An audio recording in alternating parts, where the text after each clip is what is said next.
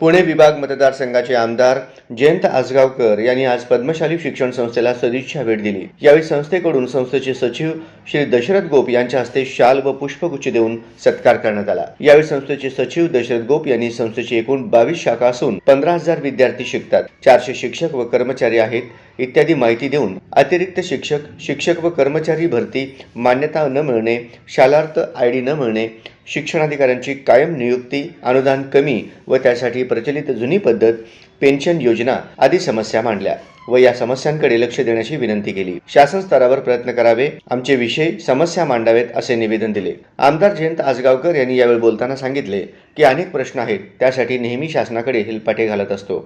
अनुदान, मान्यता, विद्यार्थी संख्या, अतिरिक्त शिक्षक समायोजन, अल्पसंख्याक संस्थेचे प्रश्न यासाठी शासन स्तरावर बैठक घेऊन त्या सोडवण्याचा प्रयत्न करेन अशी ग्वाही दिली। या प्रसंगी संस्थेचे उपाध्यक्ष प्राध्यापक श्रीनिवास कोंडी, खजिनदार गोवर्धन कमटम, विश्वस्त सर्वेश्री पांडुरंग दिड्डी, नागनाथ गंजी, श्रीधर चिट्ट्याल, विजयकुमार गुल्लापल्ली, व्यंकटेश आकेन, मधुकर कट्टा, सौ संगीता इंदापुरे, दत्तात्रय यन्नम, प्रभाकर आरकाल, श्रीनिवास गड्डम, अंबादास गज्जम, रामदास इप्पाकायल तसेच प्राचार्य युवराज मेटेसर, सौ गीता सादुल, उपप्राचार्य अनिल लिंबाळकर, बाळकृष्ण गोटी पामुल आदी उपस्थित होते। बंद केले।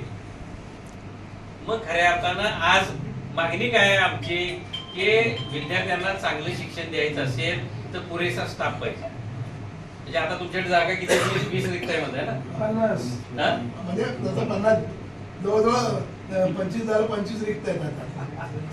मग संस्थांनी पैसे कुठे आणायचे जर शिक्षक नेमायचे म्हणते तर?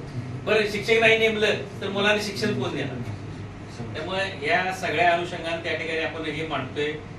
म्हणजे इतके विचित्र प्रकार अधिकाऱ्यांचे आहेत, खऱ्या अर्थाने हे अधिकाऱ्यांच्या डोक्यात येते मंत्र्यांच्या पेक्षा। आता परवा सुद्धा केंद्र बदलण्याचा एक निर्णय झाला, म्हणजे या केंद्रातले त्या केंद्रात, त्या केंद्रातले या केंद्रात, म्हणजे ती शाळा मग बंद ठेवावी। म्हणजे आम्ही आग्रहाने त्या ठिकाणी शिक्षण मंत्र्यांच्याकडे मांडलं की सकाळी आमचे लोक तास घेतात, शाळा चालू होतात 5वी ते 9वी, आणि मग परीक्षा केंद्रावरती जातात।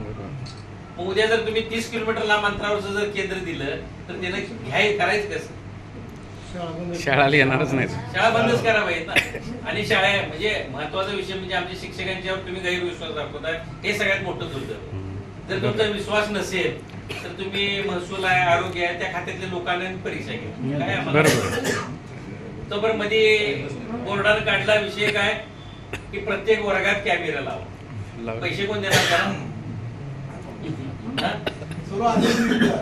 आर्थिक तरतुदीची काही तिथं जबाबदारी नसते। त्यामुळे ह्या सगळ्या बाबी जर बघितल्या तुम्ही तो बरं मध्ये ते परीक्षेचं रिसीट असते, छोटीशी बाब आहे। म्हणजे ते खऱ्या अर्थानं परीक्षेला हातोरेसर बसणारे त्यांचं ओळखपत्र असते, त्या वर्गाच्या सुपरवायझरला बघण्यासाठी त्याच्यावरती जात छापायचा निर्णय केला। जात छापली कशी काय म्हणजे चालले, त्याला सुद्धा आपण विरोध केला आणि 4 तासात तो निर्णय आपण बदलला बदलला। काल सुद्धा शिक्षण मंत्र्यांच्या इतके टापरी मांडलं की हे तुम्ही करत असलेल्या शाळाच बंद होतील, तुम्ही जर परीक्षेची जबाबदारी घेऊन का? मग त्यांनी काल आदेश रात्री टाकला की बाबा फक्त जिथं कॉपी होते। म्हणजे आज लक्षात घ्या की मुलांना शिक्षण देतोय म्हणून तर तुमच्याकडे संख्या आहे ना, संख्या आली असेल। आता 14,000 विद्यार्थी तुमच्याकडे संस्थेत शिकताय, हे का शिकताय? तुम्ही काय त्यांना पैसे देऊन आणता का? इथं त्यांना गुणवत्ता आपण देतोय।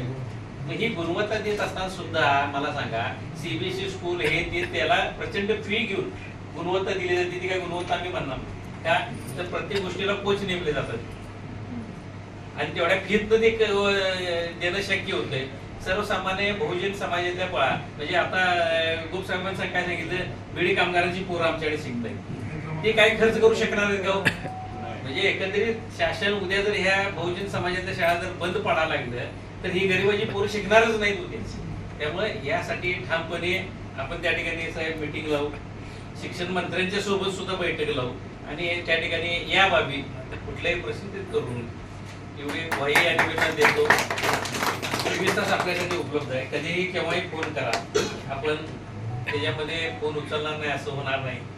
मला एकदाच फोन करावा लागतो, 1 कॉल प्रॉब्लेम सॉल्व अशा पद्धतीने